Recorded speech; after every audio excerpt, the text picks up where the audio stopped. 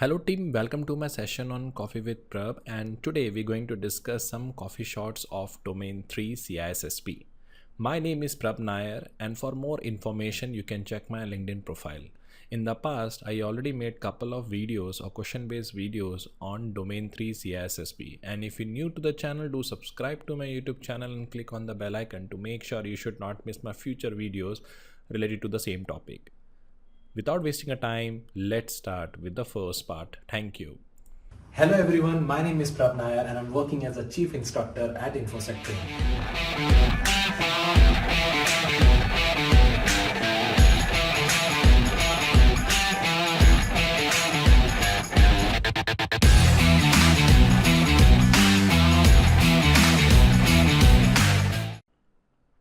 So first coffee shot. Which of the following is a true statement about TPM? Now what is TPM? Trusted Platform Module. If you notice in your motherboard, there is a TPM chip we have, which basically store and process the key. So whenever you basically boot your system, it basically try to decrypt the system. It asks for the key. So you basically plug your pen drive, the TPM will read the key, and then they basically load the boot process, and that is how it load the OS. So this is how it overall providing the integrity and authenticity of the system state. So it is a physical chip that we installed in the motherboard. So this is the question talking about true statement about the TPM. So first is store and process cryptography key for a hardware supported or OS implemented local storage device encryption system, and support faster digital signature and improve authentication, which makes sense because it is a physical chip that we installed in the motherboard, by which it creating an integrity state and able to load the system.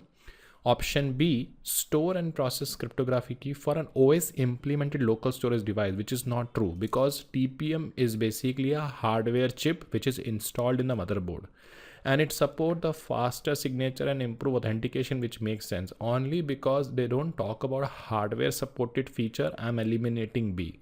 C says that process cryptography key for a hardware supported OS implemented local storage device, but it does offer more than cryptography key. So C is eliminated. D is transit cryptography key for a hardware support or OS implemented local storage device. Primarily, TPM is basically used for data at rest. So D is basically eliminate.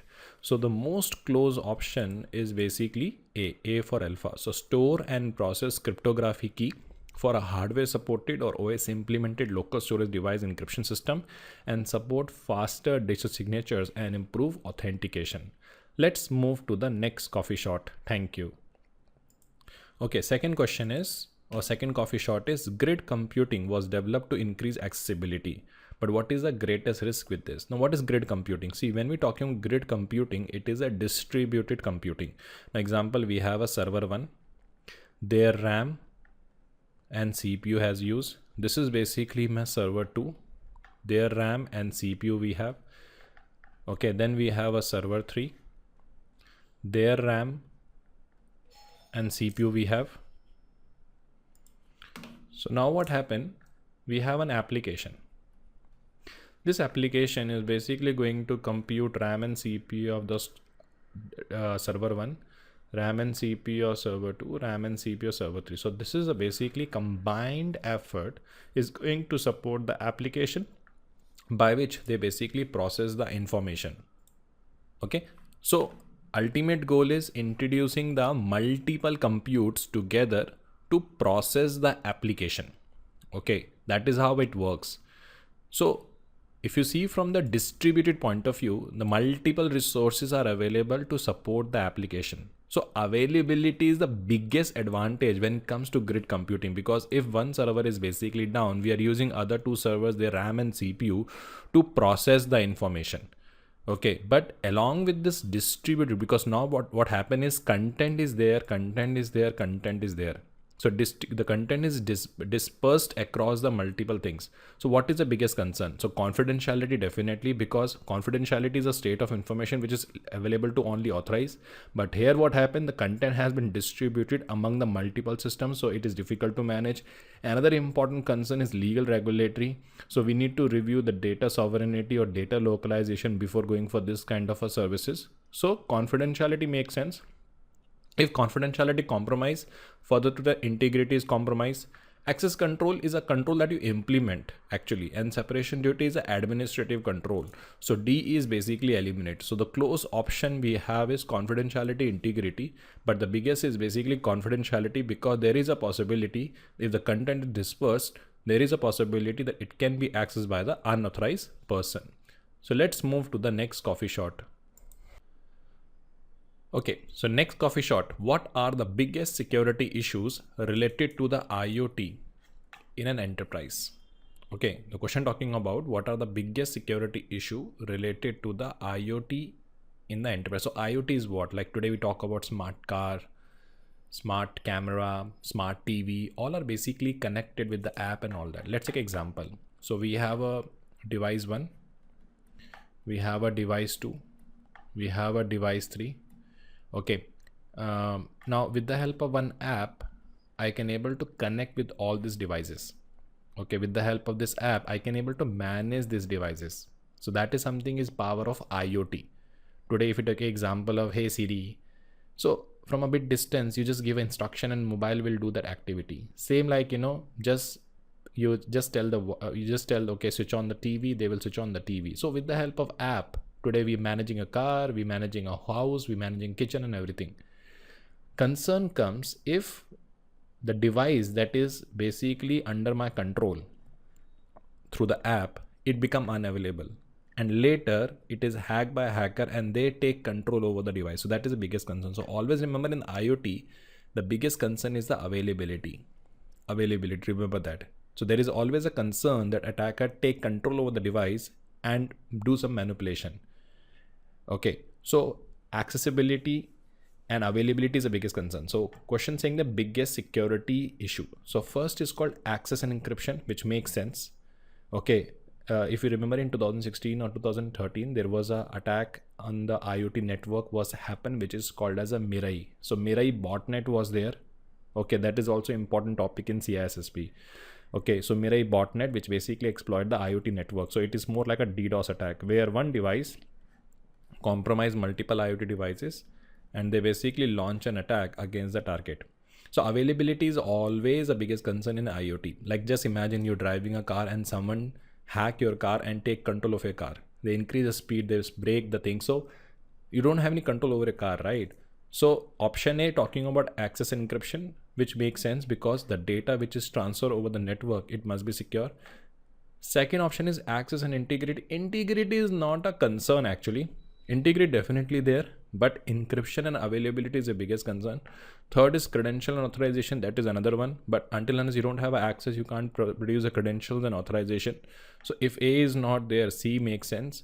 D is authenticity. Yes, authenticity is another concern, but if you're not upgrading or updating any drivers and all that from a remote, it will not be any kind of impact. So A is basically the biggest parameter we have. So answer is basically access and encryption. So let's go by the answer A. Okay, let's move to the next coffee shot. Thank you. Okay, so next question is, what is the primary goal of zero trust model? I repeat again, what is the primary goal of zero trust model? Option A, prevent unauthorized access to data and service, make the access control enforcement as granular as possible, which makes sense. And it is also a shift from location centric model to more data centric approach for a fine-grained security control between the user, system, data, asset that change over the time. See, what happened in zero trust, we don't follow a traditional authorization process. Like you enter the credential and you have access to the resource. It's not like that. Okay, so every time when you access, we review your attributes, we review the location, we review the timestamp, and according to that, you get access to the resource. That is why they're saying that data-centric location-centric model to more data-centric approach. Okay, more about the data, and based on that, they try to access. Option B is prevent unauthorized access to data only and make control enforcement as granular as possible. It also shift from location-centric to more data-centric, location-centric model to more data centric for a fine grained security control between data only, which is not true because it covers users, it covers systems and everything. That is why we are eliminating B. Option C says that prevent unauthorized access to data and service and make access control enforcement as static, which is not true because it is dynamic in nature. Okay, we creating an attributes and based on that we analyzing your context and give the access. Okay, it is also shift from location centric model to more data centric approach, which is not true. Okay, it is true. It is also shift from location centric to more data centric approach for a fine-grained security control between the user, but only static. That is why we eliminating C. Now let's go by the D. It's saying prevent unauthorized access to data and service, make access control enforcement as static as possible, which is not true. And it also focus from data centric approach for a fine-grained security control between the user system data as the change over the time. Now between the both statement, if you can see, prevent unauthorized access to data and service, access control static as possible. It is also shift from location centric, but it's saying it is focused more on data centric. Okay, that is why we eliminating D. So only close option, which is look like A for alpha, because it cover multiple parameters. One is they're talking about access control enforcement. It's saying the location centric to data centric. Third is fine-grained security control, and it cover all type of access. That's why the answer is A for alpha. Let's move to the next coffee shot. Okay. What kind of a solution provide effective isolation between the ICS and IT network? See, it always say that ICS should be isolated from the IT, because if the ICS and IT connected, there is a possibility hacker hack the IT network and from there he tried to hack the ICS, which stand for Industrial Control System.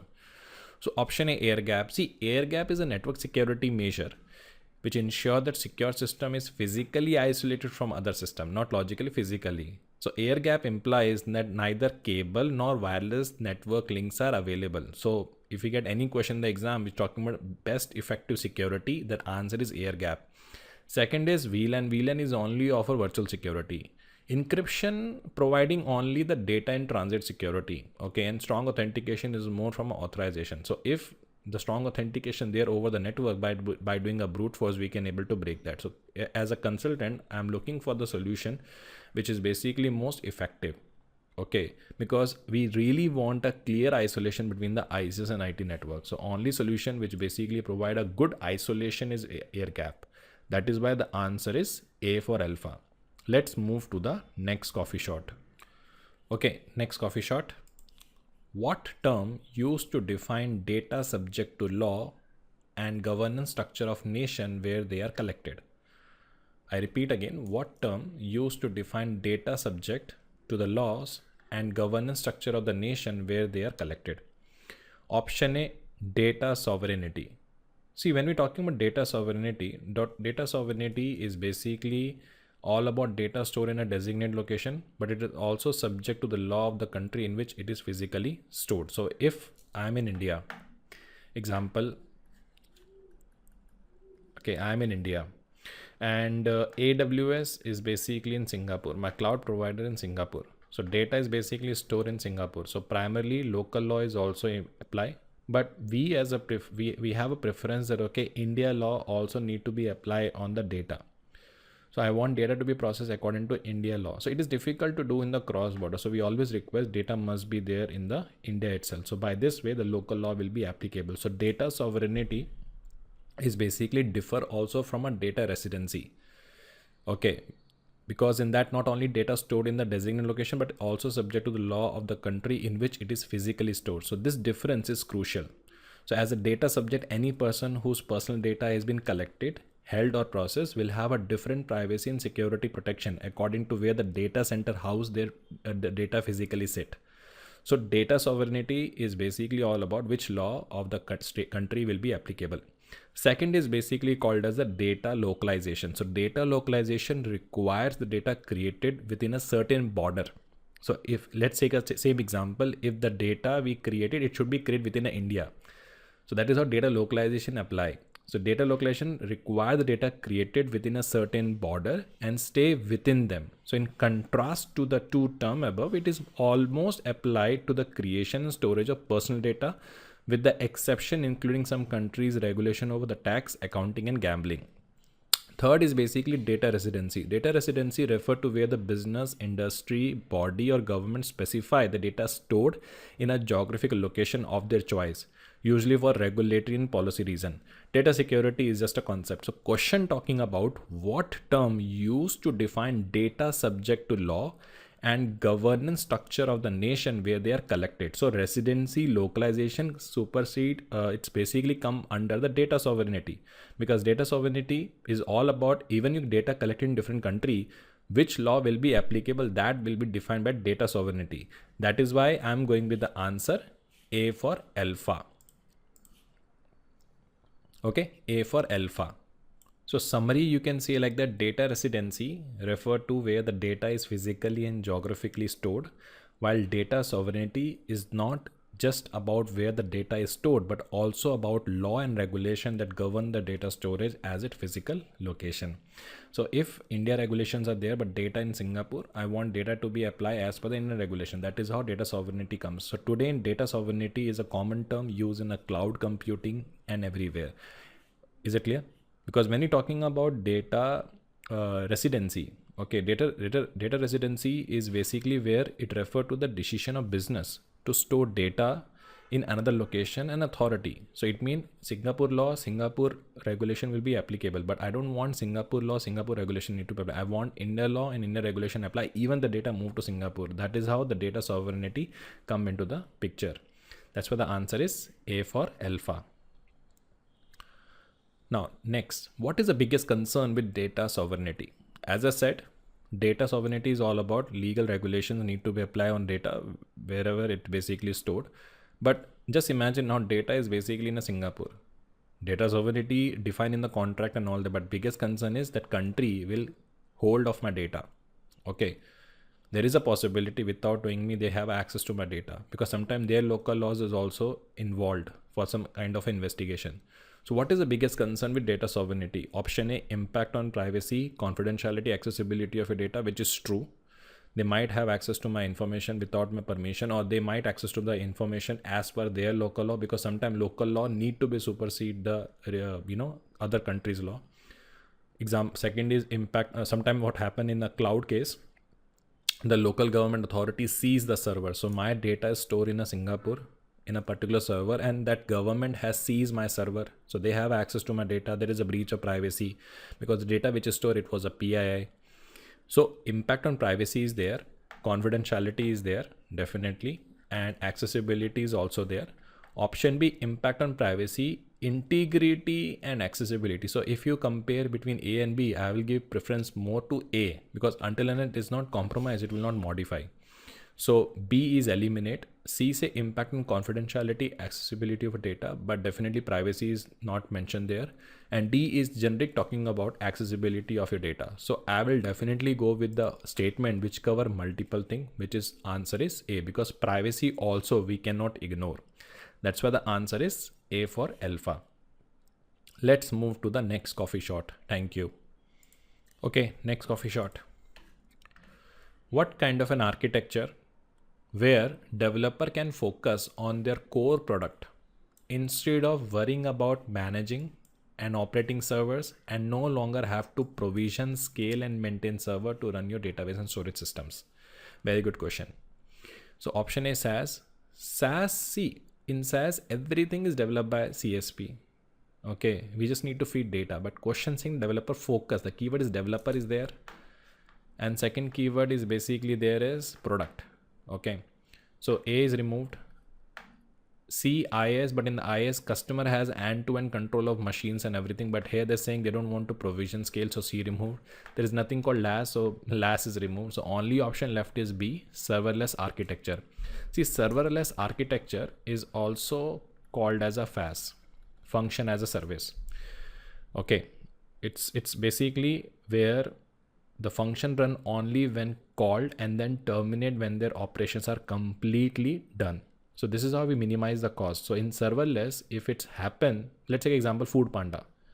Okay, Food Panda is used by by no one for a half an hour, so you don't pay for that. So more realistically, you could have an office app that employee most use during a business hour, so that would sit around board all the night long, so it should be available for the one employee desperately need to check something at 2 a.m. For such cases, the serverless ideal because you only pay for how much your app is actually using. Okay, it's slightly different from a PaaS environment because in a PaaS we giving a specific space and everything, but in a serverless architecture we can scale up anytime, we can scale down anytime, and we just need to pay for what we used. That is why the answer is basically B for beta. Okay, let's move to the next coffee shot. Thank you. Okay, next coffee shot. Which of the following is true regarding comparison between the PaaS and serverless architecture? Option A, PaaS, where the entire execution environment or platform is up to the host and application, and it is always running and consuming resources, racking up cost even when it is not actively used, which is true because they just give me platform in which we host the application. With serverless architecture, function run only when it called and terminate when the operation is completed, and thus minimize the cost, which basically make better sense, the difference in PaaS and serverless. Option B is serverless architecture where the entire execution environment or platform is up to the host, which is not true, and it is always running consuming resources, which is also not true. With the PaaS, function run only when called and terminate when their operations are complete and minimizing cost. So it is actually a false statement, so be removed. Serverless architecture is more granular control over the PaaS is a limited control, which is not true. It is vice versa. PaaS we have a control, at least in serverless we don't have a control. And option D is PaaS technology designed to remove or reduce the need for management and configuration, where serverless technology more control on the user level, which is also not true. Server level is basically designed to remove or reduce the need for management, and whereas a PaaS is more control on the user level. So only close option for me look like answer is A for alpha.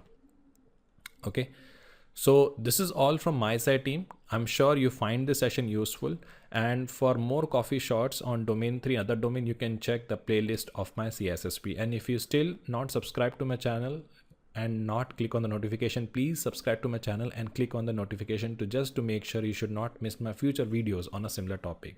Thank you. Goodbye.